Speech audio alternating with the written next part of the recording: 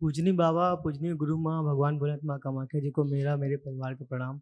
खुश हो बेटा, ये सब बचे हुए तुम्हारी स्मृतियां, रोग कष्ट सब नष्ट हो गए। बाबा मुझको उम्मीद ही नहीं थी कि हम लोग जिंदा बचेंगे, मतलब ऐसी हालत हो गई थी। यहाँ से घर जा रहे थे, घर पहुंचने के लायक भी नहीं थे गुरुजी। फिर मैंने बाबा माँ से बोला था कि कम से कम यहाँ रास्ते में कुछ ना हो, घर मुझे पहुंचा दीजिए। मैं घर पहुंच गया था अच्छे से। फिर उसके बाद मैंने गुरु माँ को याद किया था। फिर उसके बाद पता नहीं क्या हुआ गुरुजी, धीरे धीरे हम लोग वापस से सही होने लग गए। गुरुजी मैंने कोई भी गलती जानबूझ करके नहीं की। बाबा हम जहाँ रहते वहां पर बहुत गंदी नकारात्मक और आसुरी शक्तियां रहती थी।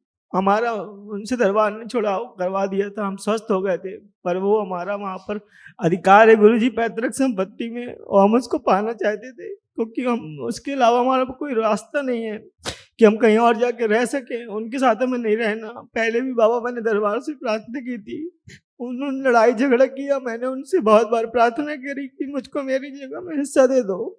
वो नहीं मानते, सापे देवी देवताओं की पूजा करते। बाबा मैंने संकल्प कर लिया था, वहां पे बहुत सारे डीएनए जुड़े हुए हैं, सारे डीएनए की गंदगी मुझ पे आ गई थी। बाबा जब तक हिम्मत रही तब तक बर्दाश्त करते। हाँ बहुत ज्यादा गंदगी थी वहां। फिर मेरी माँ को भी कष्ट होने लगे, तब मेरी हिम्मत थोड़ी टूट गई बाबा, वरना मैं उनसे हारने वाला नहीं था। बाबा मैं दरबार से, गुरु माँ से सबसे माफी मांगता हूँ कि मैंने संकल्प तोड़ दिए थे। मैं संकल्प नहीं तोड़ना चाहता था। मुझे कोई भी उम्मीद नहीं थी कि मैं बचूंगा बाबा, पर मुझे इस बात का कोई दुख भी नहीं था, क्योंकि मैंने जो भी किया दरबार के नियमों को सबसे आगे रख के, ध्यान में रख के किया। खुश लो बेटा।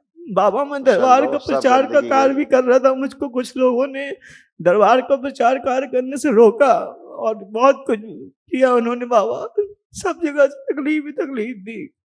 वो कार्य मैं दिल से करता था बाबा जी, वो कार्य मेरा छूट गया। उसके बाद से मुझे कहीं भी अच्छा नहीं लगता, मुझे कुछ भी अच्छा नहीं हो गए तो दरबार ने किनारा किया, इतनी बात है।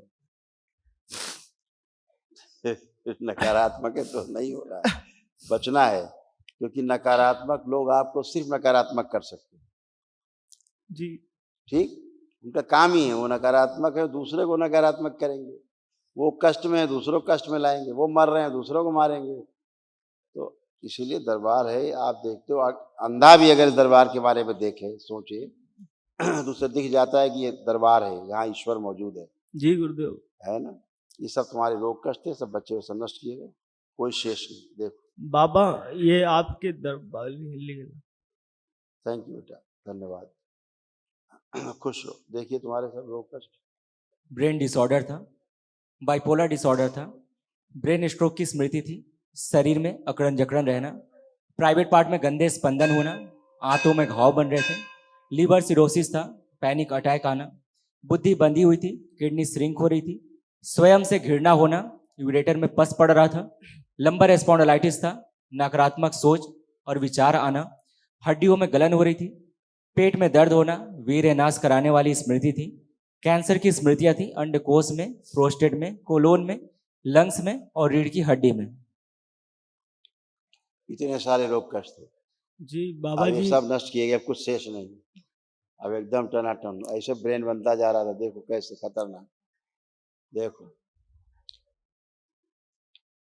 कामुक विचार आना, सुनकर पूरा ना समझ पाना, निर्णय लेने में असमर्थ थे, ब्रेन में सूजन थी, आंखों की रोशनी कम हो रही थी, भोजन नली में सड़न और जलन होना, गले में सूजन थी और बोलने में कष्ट होता था। हो रहा है तो सब। जी गुरुदेव। ये सब नष्ट हो गया, बढ़िया हो। महाहवन करो तत्काल। जी कल गुरुजी। प्रातः हम लोग गुरुजी 3 लोग हैं डीएनए, मैं हूँ, मेरी माँ, मेरा भाई। तीनों को ही रखना जी। तुम भी रहोगे, दोनों को रखना। तुरंत सबके संकल्प गुरुजी अकेले ही करता हूँ मैं हर चीज के। और अच्छी बात है, जब कोई ना करे तो खुद ही करना होता है। जी गुरुदेव। खुश हो।